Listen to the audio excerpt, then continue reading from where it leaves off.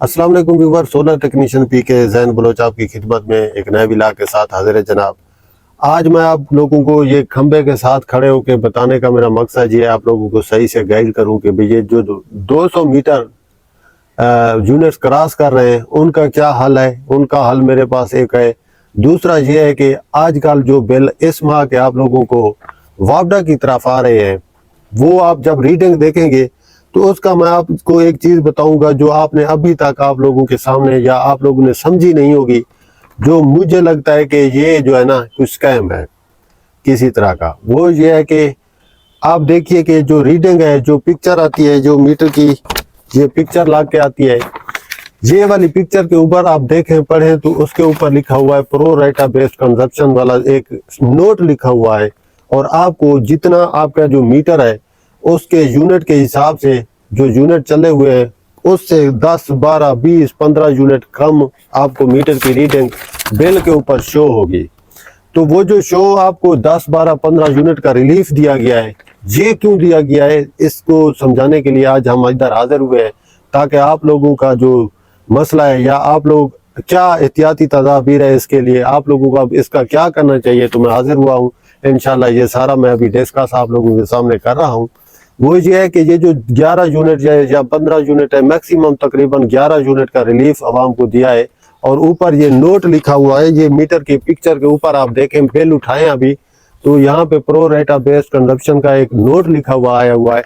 یہ آپ کو ریلیف ملا ہے۔ آپ اگر پروٹیکٹڈ ہیں، اگر آپ 200 یونٹ سے کم بجلی استعمال کرتے ہیں تو آپ 190 180 185 یونٹ پہ رک جاتے ہیں، تو یہ آپ لوگوں کو ریلیف ملا ہے 11 یونٹ کا۔ اگلے ماہ آپ لوگوں کو یہ 200 کراس کر دیں گے، تو اس حساب سے آپ نان پروٹیکٹڈ ہو جائیں گے، اور نان پروٹیکٹڈ ہونے کا یہ خدشہ ہے جو کہ آپ لوگوں کو رکھنا چاہیے اپنے اندر، کیونکہ یہ آپ کو 200 کراس کروا کے اس کے بعد آپ لوگوں کو یہ زیادہ بل دے سکتے ہیں۔ ایک تو احتیاط یہ رکھنی ہے۔ دوسرا یہ ہے کہ یہ جو 200 یونٹس جن لوگوں کے یہ میٹر کراس ہیں، تو ان کا حل یہ ہے کہ بھئی آپ لوگوں نے ان کو میٹر بند کرنا ہے۔ 2 ماہ آپ لوگوں کا میٹر بند رہے گا، تب جا کر کے پھر آپ لوگوں کا جو میٹر کی ریڈنگ ہے وہ صحیح آئے گی۔ اس طرح یہ صحیح نہیں آ سکتی ہے، نہیں تو یہ آپ نان پروٹیکٹڈ ہی رہیں گے۔ اس سے یہ ہوگا کہ پھر آپ کو 100 یونٹ کا جو بل آئے گا وہ 100 یونٹ کا تقریباً اب کا جو نیا ٹیرف ہے اس حساب سے 3400 روپے کا بل ہے، وہ بن کے آپ لوگوں کو آئے گا۔ تو آپ لوگوں نے کوشش کرنی ہے پروٹیکٹڈ صارفین میں رہنے کی۔ تو اگر آپ نہیں رہیں گے تو اس سے یہ ہوگا، نقصان یہ ہے کہ پھر آپ کو کافی مہنگے بل جو ہیں وہ دیکھنے کو یہاں پہ ملیں گے، جو آپ کی برداشت سے باہر ہوں گے۔